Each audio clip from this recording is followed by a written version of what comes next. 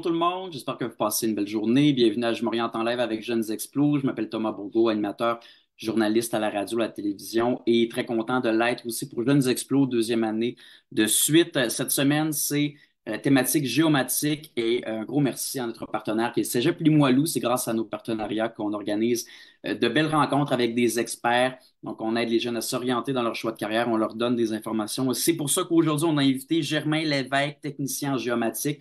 Germain, pourquoi c'est important pour vous de participer aujourd'hui à Je m'oriente en live avec Jeunes Explos puis de parler aux jeunes? Ouais, parce que c'est un domaine que j'adore. C'est un domaine qui est en pleine expansion, qui a besoin de monde, de gens, de nouvelles têtes, de nouvelles idées. Ben, ça me fait plaisir de faire la promotion de mon domaine. On est content que vous soyez là aussi pour en parler. Vous êtes technicien en géomatique. Dans vos mots, c'est quoi votre job, comme on dit en bon français? Euh, ben, mon titre, là, actuellement, c'est technicien en arpentage. Donc, moi, c'est vraiment plus le côté mesure sur le terrain, relevé, calcul, mise en plan. Donc, en gros, moi, je travaille à la Ville de Québec. Donc, à la Ville de Québec, là, vraiment, nos clients, je travaille pour le service de l'ingénierie. Fait que c'est les ingénieurs principalement qui nous alimentent, mais ça peut venir de partout à la Ville. Donc, les demandes, ça peut être l'environnement, ça peut être des plaintes clients, ça peut être les travaux publics. Donc, nous, on ramasse les demandes. Et puis, donc, on essaie de répondre aux besoins des clients. Fait que, par exemple, un ingénieur pourrait nous demander d'aller relever une route, en particulier les éléments d'une route, dans le but de faire une construction ou bien dans le but de planifier la réfection de cette route-là, par exemple. Euh, L'environnement pourrait venir nous dire de relever le cours d'eau, les limites des hautes eaux des rivières, par exemple. Donc, dans le but de faire des modélisations pour planifier dans le cas d'inondation, quoi que ce soit.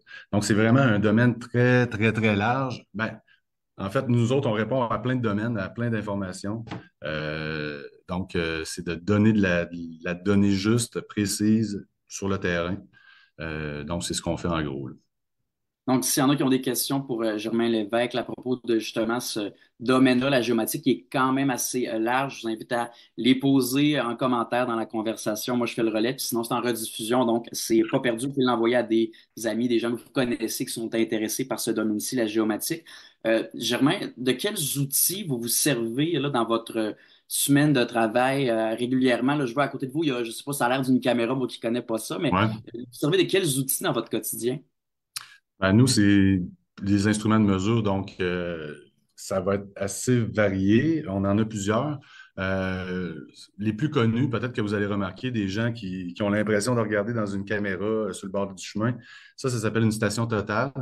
Ça nous permet de prendre des mesures de distance et d'angle. OK, principalement. Après ça, ben, on utilise les GPS. Peut-être que c'est plus connu de monsieur, madame, tout le monde. C'est vraiment une canne avec un récepteur, puis on se promène, puis ça communique avec des satellites, et puis ça nous donne une position en temps réel, une position en X, Y, Z. J'espère que je ne suis pas trop technique, là. Euh, il y a aussi faire du nivellement. Faire du nivellement, donc c'est cheminer pour, ça c'est pour avoir des élévations, OK, pour aller chercher des élévations sur le terrain. Ici, en arrière de moi, c'est des nouvelles technologies. Maintenant, on est rendu avec les technologies LIDAR. Donc, c'est des faisceaux laser hyper rapides qui envoient un faisceau lumineux. Et puis, le retour nous envoie de l'information. Donc, ça peut créer des millions de points à la seconde. Donc, avec ça, dans le fond, c'est comme si on prenait une photo d'un lieu, OK, d'un lieu réel, en peu de temps. Puis après ça, ben, on peut aller voir ces éléments, visualiser ça, ces éléments-là sur un logiciel ou une tablette. Je peux, pendant que je par ça, juste pour vous donner un exemple, là, Oui. là, lui, il va prendre un scan. Là, je suis dans une salle, une grande pièce quand même. Puis, en moins de 30 secondes, il va avoir scanné l'ensemble de la pièce. Puis moi, je vais pouvoir utiliser ça comme information par la suite, si je veux faire un lever ou quoi que ce soit de la pièce, si je veux la remodéliser sur ordinateur, par exemple. Donc, je vais pouvoir utiliser ce nuage de points-là. Donc, c'est un En genre de gros, machine qui analyse toutes les données dans la pièce, qui calcule carrément pour vous, entre autres. Exact. Je vais essayer de vous donner un petit exemple, là. C'est ce que j'aurais aimé vous montrer directement sur l'ordinateur. Mais donc, vous voyez ici, c'est un projet. Tous les petits points rouges, en fin de compte, toutes les petites pastilles, c'est un scan qui a été pris. Donc, c'est ce que je viens de faire, en fait, là. Donc, qui a été pris sur un terrain. Ici, on voulait aller prendre un mur. Donc, on s'est promené tout le long du mur pour pouvoir, par la suite, donc, on prend chacun des scans et puis on les assemble ensemble. Ça fait un gros scan qui nous permet d'avoir la scène au grand complet. Je vais essayer de vous montrer aussi peut-être rapidement ce que ça ressemble. Donc, boy, désolé, là, ça aurait été plus le fun. Mais vous voyez un peu, là, ça donne une image comme ça, le scan. Donc, c'est le résultat. Puis là, on peut se promener à l'intérieur, on peut se déplacer, donc, puis on peut se déplacer d'un scan à l'autre aussi. Donc, ça nous permet, par exemple, là, si on veut avoir une mesure, savoir la distance entre les deux poteaux ici, par exemple, ou la hauteur du trottoir, on sera en mesure de l'avoir. Puis, aussi, c'est qu'on peut géoréférencer. Quand on dit géoréférencer, c'est qu'on le positionne exactement où ce que c'est, au bon endroit sur la planète. Donc, avec ça, ces outils-là, ça améliore grandement la rapidité des levées. Puis aussi, ben, avec un leader comme ça, habituellement, on n'oublie jamais rien là, sur le terrain parce que c'est comme si on en avait pris une photo. Donc ça fait partie de votre journée de travail, mais en termes de responsabilité, de tâches, là, outre le live qu'on fait ensemble aujourd'hui, tu sais, vous faites quoi de votre journée dans le cadre de votre travail, vous, Germain?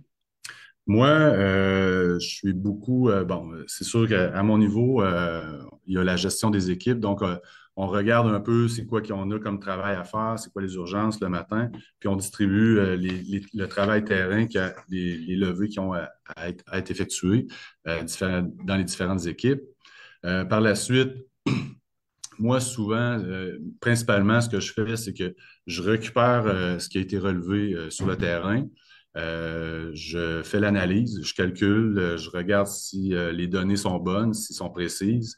J'apporte les corrections nécessaires. Et puis, habituellement, tout dépendamment de la demande, j'effectue la mise en plan. Donc, ce qui a été relevé sur le dessin, on met ça sur ordinateur. Et puis, il y a aussi un aspect foncier et légal, c'est-à-dire que parfois, bon, il faut placer les limites de propriété. Ça, j'en ai pas parlé, mais il y a un aspect quand même assez important du travail de technicien là, qui est au niveau légal et de l'analyse foncière. Fait que faut s'assurer que les limites sont bien placées, euh, que les éléments qui appartiennent à une propriété ou à l'autre soient vraiment bien dessinés, bien délimités. Par la suite, il peut y avoir des rencontres clients. Des fois, souvent, on échange avec le demandeur, celui qui nous demande d'aller faire le lever ou quoi que ce soit. Souvent, il y a des précisions. Des fois, il faut leur demander de préciser leurs demandes parce qu'ils nous envoient des demandes, puis ils savent, parfois, ils ne savent même pas exactement ce qu'ils veulent. Fait qu'il faut les aider un petit peu à aller vers vers vraiment leurs besoins. Donc, Le meilleur service possible, j'imagine. absolument. Puis, pour en arriver à votre poste dans le domaine de la géomatique, vos études, votre formation, se ressemble à quoi? C'était quoi? Moi, en fait, mon expérience personnelle, c'est un retour aux études. Avant, j'étais vraiment complètement dans un autre domaine. Mais bon, insatisfait de ma situation, j'ai cherché, j'ai été faire les centres locaux, centres jeunesse d'emploi, je pense, à l'époque. Je ne sais pas si ça existe encore. Mais le service d'orienteur était super. En tout cas, j'avais vraiment eu un bon service. Puis, j'avais fait le tour vraiment de l'ensemble des champs d'études. Puis, ce qui correspondait le plus à mes critères, moi, je voulais quelque chose, une connaissance technique. Je voulais être dans un milieu que si, par exemple, je voulais aller travailler, peu importe où dans le monde, ben, que mes compétences pouvaient se reproduire, pouvaient être en fait, que je pouvais travailler un peu n'importe où avec ces connaissances-là. Et puis, bon, il y avait aussi l'aspect du travail extérieur, puis du travail varié. Fait que quand on m'a proposé la géomatique, ça cochait pas mal toutes les cases à ce niveau-là. Euh, puis, c'est ça, depuis ce temps-là, bon, ça fait quinzaine d'années que j'ai terminé. Puis, je vous dirais que les emplois occupés, ça a toujours été hyper diversifié. Il n'y a pas une journée qui se rassemble, puis il n'y a pas une journée qu'on planifie ou qu'on a planifié qui est pareil comme ce qu'on avait planifié. Fait que c'est toujours changeant, puis c'est hyper stimulant. C'est stimulant, puis il n'y a pas de routine, il y a une structure, mais ça change assez que justement, on reste accroché. Puis j'en profite pour rappeler aux jeunes qui nous regardent, si jamais vous avez des questions pour Germain Lévesque concernant la géomatique, son métier, allez-y, je mets ça en priorité, évidemment. Donc, si je comprends bien, Germain, vous avez fait un peu un retour aux études, vous cochiez toutes les cases là, pour aller en géomatique, mais à quel moment vous avez su que c'était fait pour vous, être technicien dans ce domaine-là? À quel moment vous avez su que hey, je pense que je suis sur mon way, que je suis au bon endroit? Euh, je dirais en stage. Déjà là, l'avantage au Cégep Limoilou, on avait l'AEC. Je pense qu'il est toujours existant. Puis, ben, ça nous a permis de valider assez rapidement, tout de suite après la première année, après les deux premières sessions, d'aller valider que ce qu'on faisait était vraiment, ou comme, tu sais, on allait aimer ça, qu'on se sentait à notre place dans ce type de travail-là. Donc, c'est ça. J'ai eu un stage au ministère, j'ai eu un stage aussi sur la construction. Fait que j'ai vraiment essayé d'avoir le plus de types d'expérience possible pour le valider le plus possible. Puis, ben, c'est ça. Je pense que c'est sûr qu'il y a toujours quelques tâches qu'on aime moins, mais étant donné la grande diversité, je pense que tout le monde peut trouver son compte là, dans ce domaine-là. Et votre horaire, vos conditions de travail, tout ça ressemble à quoi dans le domaine de la géomatique, mais votre emploi plus précisément? Moi, ben, c'est un horaire de 35 heures variable du lundi au vendredi. Euh, Dans le privé, c'est souvent 40 heures semaine. Au niveau des conditions de travail, c'est sûr que moi, je suis conventionné, mais c'est très bien. C'est un poste, ce sont des postes bien rémunérés.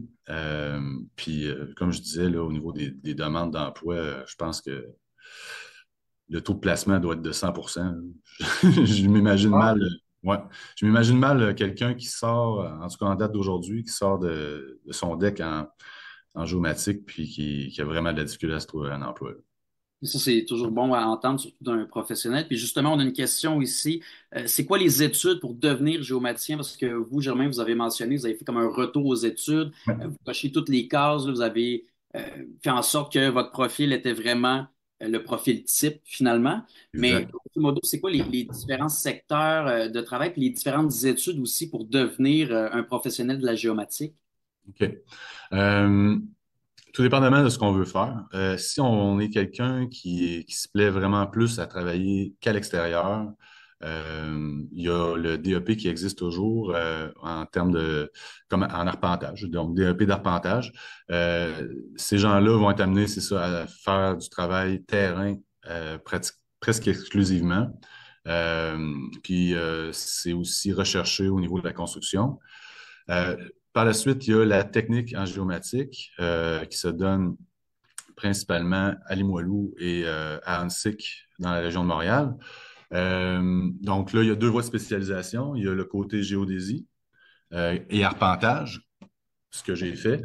Et puis il y a le côté aussi plus cartographie, gestion de bases de données géospatiale. Donc, qui est un autre domaine, qui est un autre domaine, qui est une autre voie de spécialisation dans la formation. Donc, avec ces formations-là, on est plus au niveau technique. Donc là, c'est le calcul, c'est le dessin, c'est les recherches, l'analyse foncière. Donc là, les tâches sont un petit peu plus diversifiées. On a plus de possibilités aussi d'emploi dans les ministères, les municipalités, les firmes d'ingénierie, les firmes d'arpentage, les firmes environnementales, name it, là, les firmes de gestion immobilière. Donc, les mines, l'hydroélectricité.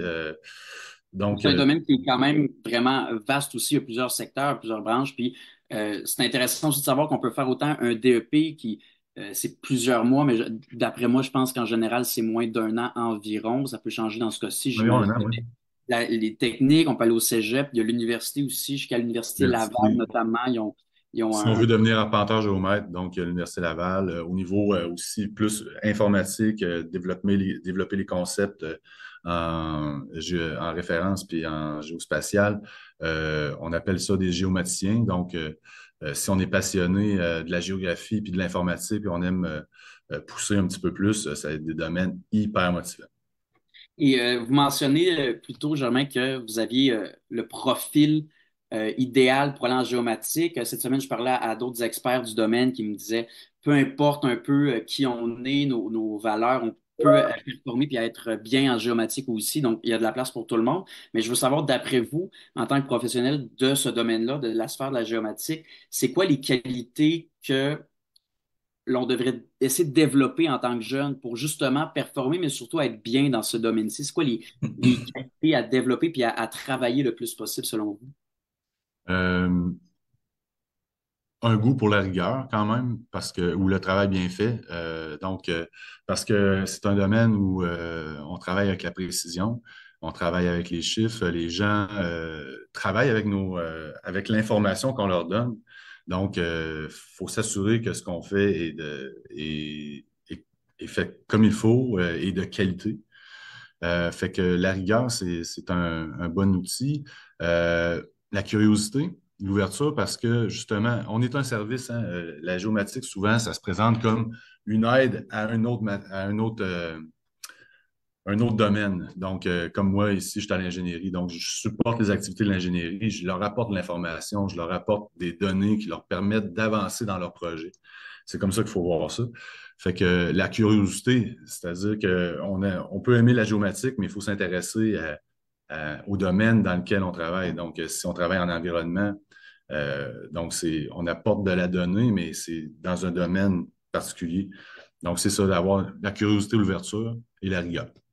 Et puis à quel point le travail d'équipe, le côté humain prend une place importante en géomatique parce que c'est un travail, on peut aller sur le terrain, il y a, j'imagine aussi un espace plus bureau, disons, mais est-ce qu'il y a des activités d'équipe? Est-ce que l'esprit de gang, comme on dit, est présent? À quel point le côté humain dans votre domaine, votre emploi en l'occurrence, prend une place quand même considérable?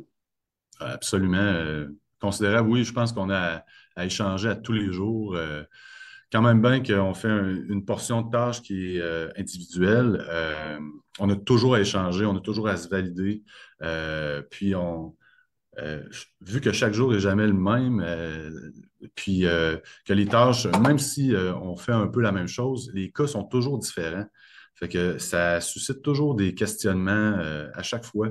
Donc, l'échange est pas, je vous dirais, dans le sens que c'est primordial, c'est nécessaire. Il faut absolument travailler en équipe dans ce domaine-là. Parce que seul, ben, de toute manière, comme je disais, on est un service, donc ça nous prend quelqu'un qui nous demande quelque chose déjà en partant. Parce que seul, comme ça, on n'a pas vraiment de besoin. Ça prend quelqu'un qui a un besoin, puis que nous, on peut leur répondre. Donc, tout de suite en partant, ça nous amène à travailler en équipe, là. Et, vous, Germain, vous disiez ça fait environ 15 ans, corrigez-moi Ouais. si je me trompe, que vous travaillez dans le domaine. Tu sais, de plus en plus, les jeunes, on change de domaine, on change de travail, puis c'est correct aussi, c'est correct de garder un emploi. Géomatique, d'après vous, est-ce que c'est un domaine où l'on peut travailler, puis je parle de vous, de vos opportunités dans le futur, est-ce qu'on peut travailler là 30 ans, 40 ans, 50 ans, je ne sais pas trop, puis encore se sentir motivé? Est-ce que c'est un domaine qui, d'après vous, à un moment donné, on a l'impression qu'on fait le tour ou on peut toujours aller plus loin? Non, je pense qu'on peut toujours aller plus loin. Si on a besoin de stabilité, probablement que c'est encore possible d'avoir des emplois ou un employeur, puis de rester là dans la durée quand on s'y plaît. Mais c'est un domaine, je pense que c'est dur de cette année parce que c'est constamment en évolution. L'appareil ici, c'est depuis à peine peut-être moins de 10 ans qu'on travaille avec ça. C'est des technologies qui existent depuis 30-40 ans, mais le temps que ça se développe, que ça apparaît. Puis ça, ben, quand une nouvelle technologie apparaît, faut pas avoir peur. C'est pas vrai que les jobs disparaissent. C'est le contraire. C'est que ça fait naître des besoins, des demandes qui n'existaient pas auparavant. Donc, ça fait encore plus de travail. Mais, Mais c'est ça, donc tout ça pour dire que c'est un domaine qui évolue constamment. Puis je pense qu'on n'en verra jamais le bout, là. Déjà, il y a d'autres technologies qui pointent, qui vont peut-être surpasser ça ou qui vont remplacer ça dans une dizaine d'années. Donc, il va avoir à se reformer dessus, reformer sur les logiciels, se reformer sur une mise à jour des connaissances. Donc, il y a toujours quelque chose à apprendre dans ce domaine. C'est un domaine qui évolue beaucoup, d'après ce que vous me dites. Et, Germain, je veux savoir, moi, je me rappelle au secondaire, on n'en parlait pas de la géomatique dans les cours avec les conseillers en orientation. On parlait beaucoup des finances. Je me rappelle que ça, mon Dieu, le baccalauréat en administration, par exemple, j'ai l'impression que la moitié de mes classes voulaient aller là-dedans. Euh, Pourquoi, d'après vous, il n'y a pas de mauvaise réponse, selon vous, pourquoi géomatique, on en parle peu ou on a l'impression qu'on connaît moins le sujet quand on est jeune? Euh, Peut-être que c'est parce que c'est dur de se l'imaginer, de le visualiser, de comprendre exactement ce que ça fait ou ce que ça mange en hiver. Euh, c'est pas comme c'est pas comme faire de la chimie ou de la physique, quelque chose de bien précis. C'est comme je disais, on est un service, c'est un service, c'est la géomatique, ça répond à des besoins d'autres secteurs, en fait. Est-ce que je te réponds bien à la question? Oui, oui. Euh, Fait que pourquoi c'est pas si populaire? Je pense que c'est ça, c'est que ça passe un peu entre les mailles du filet. C'est tout le temps collé à une autre matière ou à un autre domaine. Donc, peut-être que ça fait que justement, ça passe inaperçu. Euh, Puis peut-être que aussi, je sais pas, c'est peut-être une question juste d'être plus connu. Ce que vous faites à l'heure actuelle avec les jeunes explos, là, c'est super. Puis moi, en tout cas, je saisis chaque opportunité que je peux d'en parler puis de diffuser la bonne nouvelle. On apprécie que vous soyez là aussi. Je pense justement la géomatique de ce qu'on m'a dit cette semaine, entre autres, c'est partout. Mais justement, c'est pas quelque chose qui est toujours visible nécessairement. Tu Exact. sais. Ce que vous On faites, l'utilise à tous les jours. Tu sais, vous allez sur Google Maps. Bon, ben c'est plate, mais en arrière de ça, ce n'est que de la géomatique. de la géomatique, donc c'est un domaine qui est partout à découvrir, puis il y a de Ouais. la place aussi, d'ailleurs, des informations pour les jeunes et les moins jeunes, évidemment, les sites des institutions financières, évidemment, on parle de géomatique. Jeunes Explos aussi, des informations sur les réseaux sociaux, le site Internet. En terminant, Germain Lévesque, je veux savoir votre conseil ou vos conseils pour les jeunes qui nous regardent en ce moment, qui, d'une part, peut-être veulent aller dans le domaine de la géomatique ou qui sont juste curieux d'en apprendre un peu plus. C'est quoi vos conseils pour ces jeunes-ci? Gênez-vous pas d'aller dans les établissements d'enseignement, puis d'aller directement poser vos questions. Moi, je pense que c'est la meilleure chose. En tout cas, si ça vous attire, mais que vous avez quand même certaines craintes ou bien certaines questions qui n'ont pas été répondues ou soulevées, prendre contact avec le département, par exemple, de géomatique au Cégep de Limoilou. Je pense que ça va être directement les profs qui vont vous répondre. Puis peut-être même séduire une rencontre, se prévoir une rencontre avec un enseignant qui va vous faire le tour du département, vous expliquer un peu comment ça fonctionne, puis un petit peu le cheminement d'un étudiant euh, tout le long de ses études. Donc ça, moi, je conseillerais peut-être de ne pas se gêner, d'aller poser des questions, puis de se déplacer même. Je sais que tout est accessible via différentes plateformes, mais des fois, juste le ressenti, de rentrer dans un endroit, se sentir à l'aise, ça peut déjà nous inciter à aller plus loin dans notre choix. Fait que Oui. ne pas hésiter d'aller poser des questions, de se présenter. Je pense que c'est la meilleure chose à faire. Oui, il n'y a rien de perdu là-dedans. Puis, on a une question en terminant, Germain. Quelqu'un demande c'est quoi les salaires approximatifs? Donc, peut-être indiscret de vous demander, vous, combien vous faites, là, mais je parle grosso modo, on peut gagner combien? C'est pas la braquette monétaire en géomatique?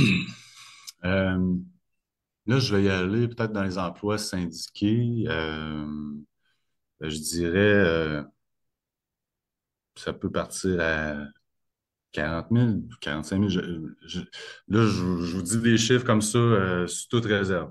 Mais ça pourrait être, honnêtement, peut-être un salaire d'entrée. Puis tout dépend des heures qu'on donne, du temps supplémentaire. Mais ça peut aller, par exemple, j'ai déjà entendu dans des mines dans le Nord ou quoi que ce soit, avec les primes d'éloignement, tout ça, ça peut être dans les 6 chiffres. Là, je dis pas peut-être 100 000, un petit peu dans les alentours de 100 000. Quand même, donc il y a quand même moyen de faire un bon salaire. Puis il y a Daniel Oui, Normand absolument. aussi, travaille pour le Cégep Limoilou, qui dit que c'est Oui. variable, mais les salaires et conditions peuvent être vraiment avantageux parce qu'il y a une pénurie de main-d'œuvre en ce moment. C'est un gros domaine, donc il Ben, y en a fait, ça donne un pouvoir de négociation. Ça, c'est sûr. absolument. On a aussi une autre question. Doit-on faire de la formation continue pour s'approprier les nouvelles technologies? Parce que c'est une bonne question. Tu sais, on avance, le matériel, tout le monde évolue. Est-ce qu'il faut faire de la formation en continu pour pouvoir avoir accès finalement à ces objets-ci? Euh, je pense que maintenant, c'est nécessaire dans la réalité du travail actuel. Euh, un jour ou l'autre, on est amené à se former ou à comment on dit, upgrader, se faire des mises à jour, en fait, une mise à jour de nos connaissances. C'est un domaine qui évolue tellement rapidement, des nouvelles technologies qui apparaissent à chaque année. Fait que c'est toujours important, je pense, d'avoir un intérêt pour c'est ça, se mettre à jour dans ses connaissances et améliorer ses compétences. Puis de toute manière, ça fait plus de cordes à notre arc. Et puis dans ce temps-là, ben, on a toujours des meilleures offres. Absolument, c'est un très très bon point. Puis il y a aussi Daniel Normand qui dit dans le chat que si jamais on a des questions, on peut notamment contacter le Cégep Limoilou. L'adresse courriel est en Ah, super. commentaire. Donc Germain Lévesque, technicien arpenteur en géomatique, un gros merci pour votre temps. Vraiment, c'est très apprécié. Puis je vous souhaite une excellente journée. C'est moi qui te remercie.